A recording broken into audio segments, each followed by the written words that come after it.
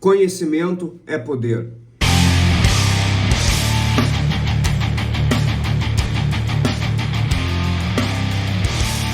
Salve, salve, rapaziada! Canal Memento Mori na área, João Gabriel e Vinícius Marques para falar de filosofia com vocês. E vamos aí abrindo os trabalhos de hoje. A gente quer agradecer aí pela audiência de todo mundo, pedir aquele like aí para vocês, de sempre, né? Já deixa o like agora, deixa um comentário aí, deixa um salve. Ao final do vídeo, comenta com a gente aí o que achou do conteúdo, né? Participa, interage com a gente. Dúvidas, sugestões e reclamações pelo e-mail contato canal Memento Mori E Pix também. @gmail. Calma, tá com pressa.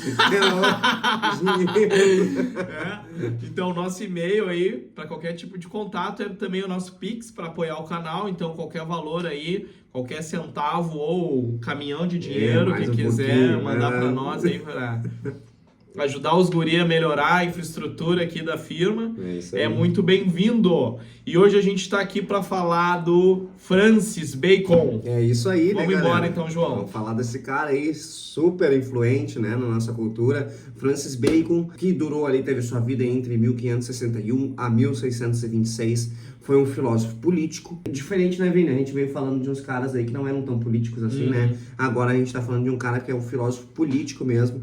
Recebeu os títulos aí de Visconde de Albans, Barão de Verulam, e foi importante na formulação de teorias que fundamentaram a ciência moderna que nem a gente conhece hoje, né? É considerado o pai do método experimental, que todos vocês aí utilizam, mas ainda não sabem quem é que criou.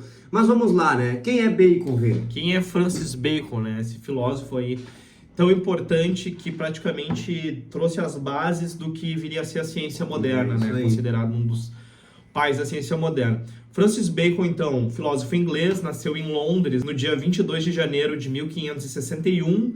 O nosso Brasilzão só tinha 61 anos de descobrimentos. Ele era o filho caçula de Sir Nicholas Bacon, que era guardião do selo real, e da sua segunda esposa, que se chamava Anne.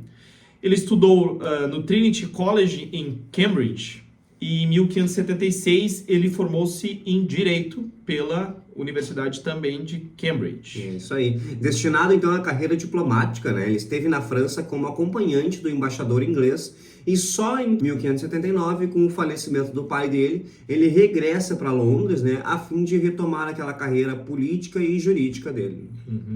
E como é que foi essa carreira então?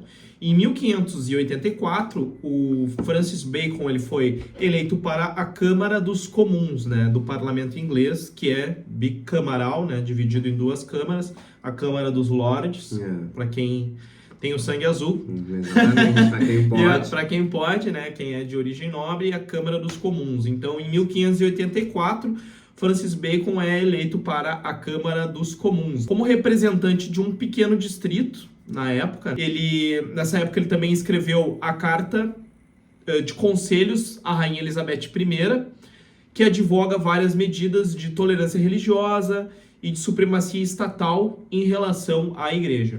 Isso aí. Pretendendo se ligar aos serviços da coroa, então, ele faz o uso das influências do tesoureiro real Lord Burghley, seu tio, né, materno, e o conde de Essex, até se tornar o conselheiro particular dele. No reinado da rainha Elizabeth I, não conseguiu ser nomeado procurador-geral como ele queria, né, galera? Teve essa decepção aí. Sob o reinado do rei Jaime I, ele foi nomeado como procurador-geral em 1607, como fiscal-geral em 1613, como Lorde Conselheiro em 1616, como Lorde Guardião em 1617 e, finalmente, como Lorde Chanceler em 1618. Ainda em 1618, ele também foi nomeado Barão de Verulam e, em 1621, Visconde de St. Albans. E, assim, ele ascendeu como ele queria na sua carreira política, né? E que ascensão, em vários anos seguidos ele emplacou muito bem no reinado do Jaime. Né? Era um cara dedicado, né? Dá pra ver, né? Mas como político, né, galera? Infelizmente, bem que a gente pode generalizar a coisa, né? Porque em 1621, Francis Bacon, né, o grande chanceler do rei, foi acusado de suborno e corrupção pela Câmara dos Comuns. e condenado pela Câmara dos Lordes ao pagamento de uma enorme multa e à prisão na Torre de Londres, né? Embora perdoado pelo rei, não pôde mais retornar às atividades políticas, né? Porém, ele havia conquistado uma fama, né, galera, de orador e de escritor ao longo desse tempo todo. O resto da vida dele foi dedicado inteiramente à política, à filosofia científica e ao ensaio político também. A sua obra literária teve muita importância e teve muito mais importância também que a própria carreira como político dele, né? Sim, Acho que é bem sim. interessante. E no que consiste, então, a filosofia de Bacon? E não é botar na chapa e fritar. Não é essa aí, ó. Paralelamente, então, à atividade política, o Francis Bacon ele elaborou uma importante obra filosófica reunida em textos como o Novum Organum, de 1620, ou Novo Método, né? Esse nome é em latim, naquela época o latim era a língua mais culta, né? Ainda mais ele sendo um cara que vem do direito ali, né? Então, tinha que desenrolar o latim toda hora. Ele também escreveu o De Dignitate et Argumentis Essentiarum, de 1623, que traduzindo significa sobre a dignificação e o progresso da ciência. Em suas obras, então, Bacon ele expõe a sua filosofia da ciência de grande influência sobre o pensamento posterior, quando salienta a primazia dos fatos, né, em relação à teorização e rejeita a especulação filosófica como cientificamente válida. O Bacon ele nas obras dele criou o método indutivo, chamado método indutivo de Bacon, que visa apresentar uma nova maneira de estudar os fenômenos. A descoberta de fatos verdadeiros não depende de esforços puramente mentais, mas sim da observação, da experimentação guiada pelo raciocínio indutivo.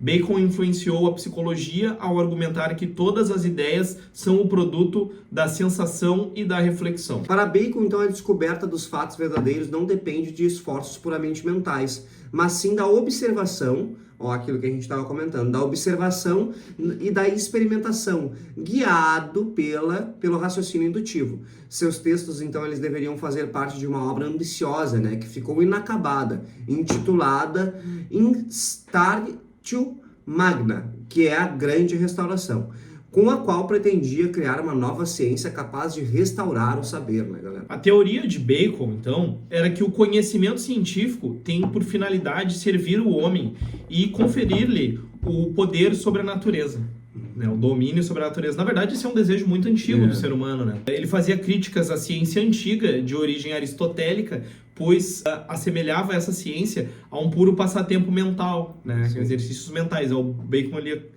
acreditava que tudo tinha que ser posto à prova no mundo real, assim, né? A experiência em si, né? Para ele, então, a verdadeira filosofia não é exclusivamente a ciência das coisas divinas e humanas, né? Mas a simples busca da verdade, pois para alcançar uma mentalidade científica é necessário livrar a mente de uma série de preconceitos, né? Embora Bacon não tenha realizado nenhum progresso nas ciências naturais, deve-se a ele o primeiro esboço racional de uma metodologia científica. O empirismo científico de Bacon devolveu ao homem o gosto pelo concreto e pela experiência. Então, o que acontece? O Bacon ele não chegou a ser um cientista, ele foi um filósofo da ciência. Porque o cientista, ele de fato vai fazer a experiência, ele vai botar a mão na massa e vai testar as coisas.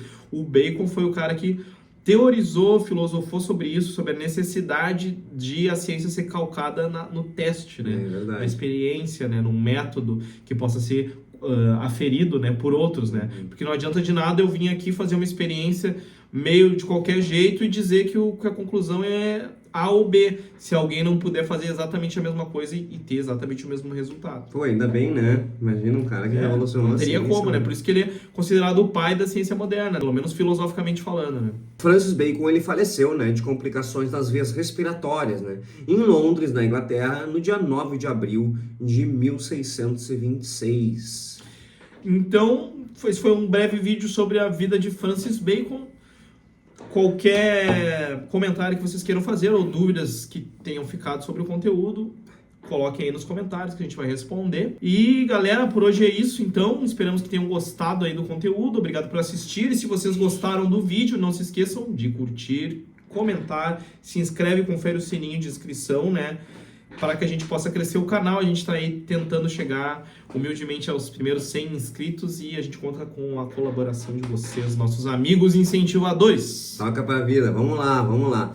Bom, galera, espero que vocês então tenham tirado realmente muito proveito aí da filosofia de Bacon, né? Foi um vídeo mais curto, mas realmente bem explicativo, bem autoexplicativo. Espero que vocês tenham pegado aí, porque vale muito a pena conhecer da onde vem tudo isso que a gente tá falando, da onde vem a ciência moderna que a gente conhece hoje, né? Isso aí, vamos estudar o Francis Bacon e acordar pra vida, cachorro!